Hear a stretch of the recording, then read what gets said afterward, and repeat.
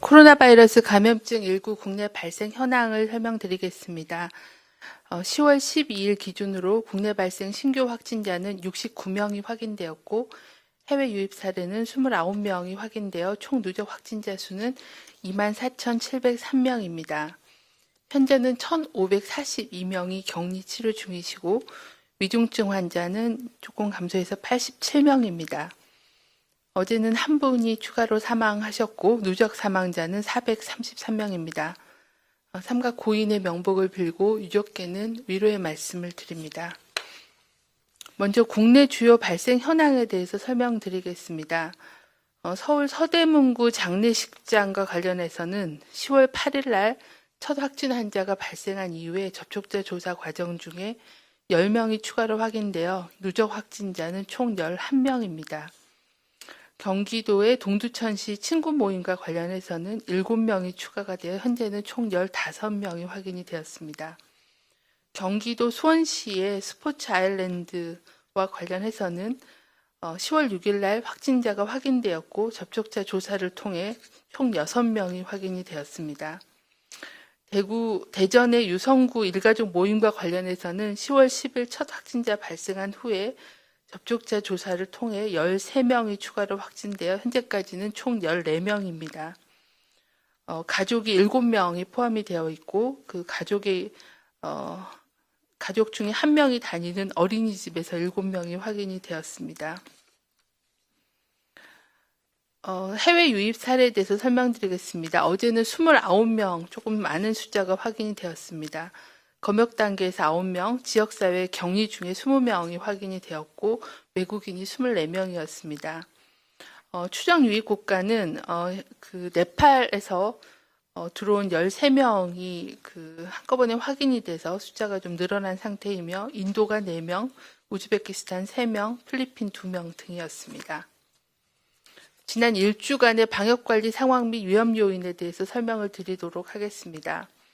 국내 발생 환자는 최근 일주간은 일일 평균 61.4명으로 직전보다는 4명 정도가 증가한 상황입니다.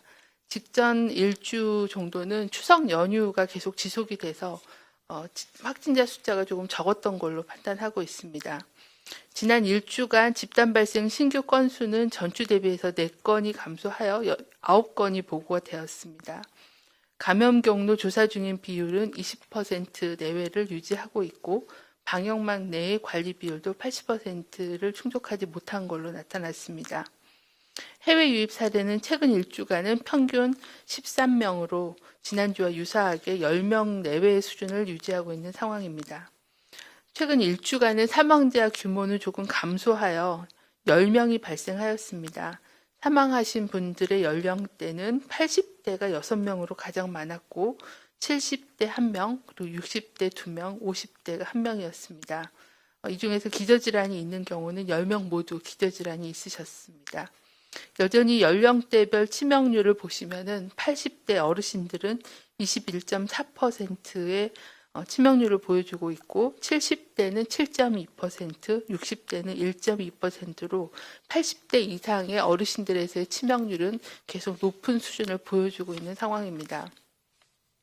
최근 일주간의 감염 경로를 보시면 국내 집단 발생이 25.3%, 선행 확진자하고의 접촉이 18.6%, 조사 진행 중인 게 21.1% 정도의 비율을 보여주고 있습니다.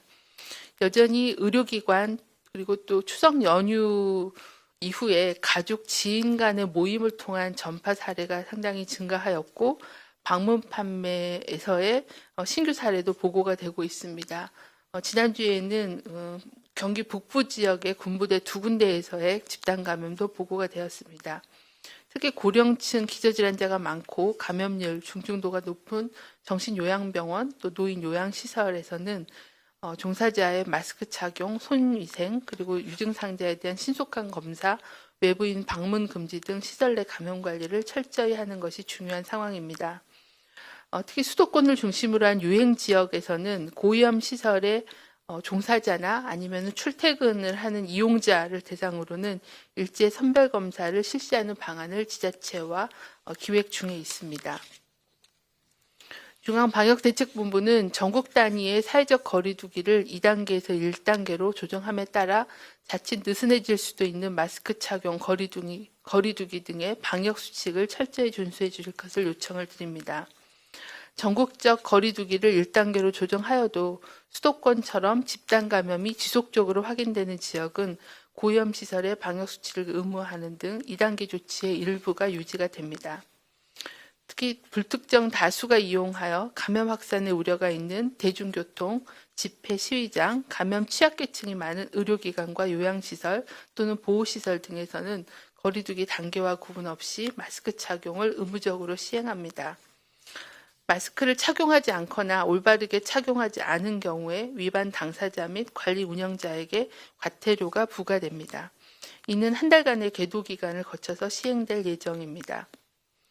아울러 현재 대규모 유행을 억제하고 거리두기 1단계로 조정할 수 있는 것은 국민들께서 자율적이고 책임감 있게 방역수칙을 잘 지켜주셨기에 가능하다고 생각합니다. 감염의 재확산을 차단하기 위해서는 방역수칙 준수를 생활화해 주실 것을 거듭 당부를 드립니다. 본격적인 환절기를 맞아 코로나19와 인플루엔자 등 호흡기 감염병 예방을 위해 개인위생의 중요성이 커지고 있습니다. 이번 주부터는 인플루엔자 발생 동향에 대해서 말씀을 드리도록 하겠습니다. 지난 40주차, 그러니까 9월 27일부터 10월 3일간에 걸친 그 40주차에 대한 감시 결과 인플루엔자 의사 환자의 발생 비율은 외래 환자 1000명당 1.4명으로 전년 동기간 3.9명보다는 약간 감소하였고 아직은 유행 기준인 5.8명보다는 낮은 수준이기는 합니다. 하지만 바이러스에 대한 감시 결과 표본감시 의료기관에서 의뢰된 검체 중에는 아직까지는 인플루엔자 바이러스가 검출되지는 않았지만 저희가 올해부터는 인플루엔자 감시를 강화하기 위해서 국내 검사 전문 의료기관으로 검사가 의뢰된 검사 수탁기관들을 대상으로 병원체 감시 결과를 분석하고 있습니다. 지난 40주차의 인플루엔자 바이러스 검출률은 전체 검사가 의뢰된 호흡기 검체 중에 1.9%가 분리가 되었습니다.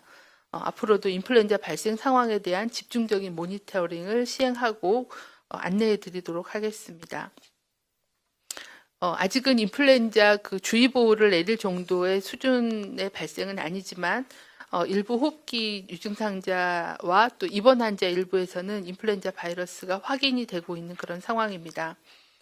중앙방역대책본부는 연례적인 인플루엔자 유행 시기가 다가옴에 따라 의료기관 및 국민들에게 인플루엔자 통합감시 결과를 지속적으로 공유하겠습니다. 또 내일부터 순차적으로 시행되는 인플루엔자 백신 무료 접종을 재개함에 따라 인플루엔자 예방을 위해 백신을 접종하고 마스크 착용, 손 씻기, 기침 해결 등 개인위생 수칙을 철저히 준수해 주실 것을 거듭 당부드립니다. 또한 안전한 예방접종 시행을 위해서는 접종 대상자께서는 가급적 사전 예약을 하고 내원하시기를 부탁을 드리고 또 병의원에서도 특정일로 접종이 집중되지 않도록 노력해 주실 것을 당부를 드립니다. 또한 의료기관에 접종으로 방문하실 때는 반드시 마스크를 착용해 주시고 손 씻기, 손 소독제 등을 통한 손위생을 철저히 해주시길 바랍니다. 또한 조금이라도 증상이 있는 경우에는 예방접종을 연기하고 필요시에 선별진료소를 통한 진료와 검사를 받아주시기를 당부를 드립니다. 오늘부터 사회적 거리두기 단계가 1단계로 조정이 됩니다. 유행이 지속되고 있는 수도권에서는 클럽 등 유흥시설 5종은 이용 인원을 제한하고 음식점 등 다중이용 시설에 대해서도 마스크 착용, 거리두기 등 핵심 방역 수칙을 의무화하는 등 강화된 조치가 시행이 됩니다. 이러한 단계 조정의 결정은 코로나19의 장기화로 인한 국민의 피로도의 증가, 또 수용성이 낮아지는 점들을 고려하고 자영업, 소상공인들의 생계 어려움을 고려한 조치입니다. 하지만 여전히 국내 신규 확진자는 50명에서 70명까지 매일 발생하고 있고 또 잠복되어 있는 감염, 또 집단 감염의 가능성이 있어 경각심을 낮출 수 없는 상황입니다. 방역당국 입장에서는 또 다른 방역의 시험대가 시작되었다고 생각합니다. 소중한 우리의 일상생활을 안전하게 지킬 수 있을지에는 국민들과 또 여러 시설 관리자들의 방역수칙 준수 참여, 또한 중앙정부와 지자체의 세심한 관리와 점검, 그리고 방역 담당자들의 신속한 역학조사와 조치가 어우러져야 이러한 일상을 유지할 수 있다고 생각합니다. 오늘부터 새로운 한 주가 시작됩니다. 몇 가지 위험 요인에 대해서 당부를 드리고자 합니다. 앞서 말씀드린 것처럼 거리두기 단계 조정에 따라 경각심이 흐트러질까 가장 우려가 됩니다. 코로나 확산 시에는 우리의 건강과 안전 그리고 경제 모두의 큰 위험 요인이 될 것을 저희는 잘 알고 있습니다. 또한 우리는 그간 경험으로 코로나 감염이 위험한 환경과 행태가 무엇인지 그리고 어떻게 예방할 수 있는지에 대해서도 많은 경험을 했습니다. 코로나 감염은 환기가 안 되는 밀폐된 환경, 또 거리두기가 되지 않은 밀집한 공간, 즉 산밀 환경이라면 어떤 시설이나 어떤 장소에서도 전파가 가능합니다. 우리들에게 익숙한 공간도 안전하지 않을 수 있습니다. 또한 고위험 행동은 마스크를 벗고 밀접한 접촉을 하는 행동들입니다. 여러 명이 모여서 침방울이 발생하기 쉬운 식사와 대화, 그리고 노래를 할 때는 그리고 또한 오염된 손으로 눈, 코, 입을 만지는 행동 등이 고위험 행동임을 잘 알고 있습니다. 코로나19 예방을 위해서 꼭 지켜주셔야 할 사항은 마스크 착용과 손 씻기, 그리고 산밀 환경을 피하기를 언제 어디서든지 생활화해 주시기를 거듭 당부드립니다. 두 번째 위험 요인은 아마 가을 산행 등 단체 여행과 행사일 거라고 생각합니다. 특히 단체 버스의 여행, 그리고 단체 여행 후에 이어지는 식사와 뒤풀이 모임 등을 통한 전파도 위험합니다. 가급적이면 가족 단위의 안전한 여행을 해주실 것을 당부를 드립니다. 세 번째는 기온과 습도가 낮아지는 환경 변화도 영향을 줄 수 있습니다. 환경에서 바이러스 생존 기간이 길어지고 또 실내 활동은 증가하며 환기는 더욱 소홀해질 수 있습니다. 밀폐된 제한된 공간에서는 비말뿐만 아니라 제한된 에어로졸을 통한 전파 가능성이 제기되고 있습니다. 수시로 자연 환기를 시켜주시고 손이 많이 닿는 곳은 표면 소독을 철저히 해주실 것을 다시 한번 당부드립니다. 국민들께서 지난 몇 달간 보여주신 거리두기 실천과 연대의 노력이 지금의 좀 더 완화된 그런 일상을 이끌어냈다고 생각합니다. 위험 요인은 주의하면서도 일상과 방역이 조화가 되고 또 장기적으로 지속 가능한 방역 조치, 방역 대책들이 이행될 수 있도록 방역 당국도 방심하지 않고 최선을 다하겠습니다. 네, 지금부터 기자님들 질문에 답변 드리는 시간 갖겠습니다.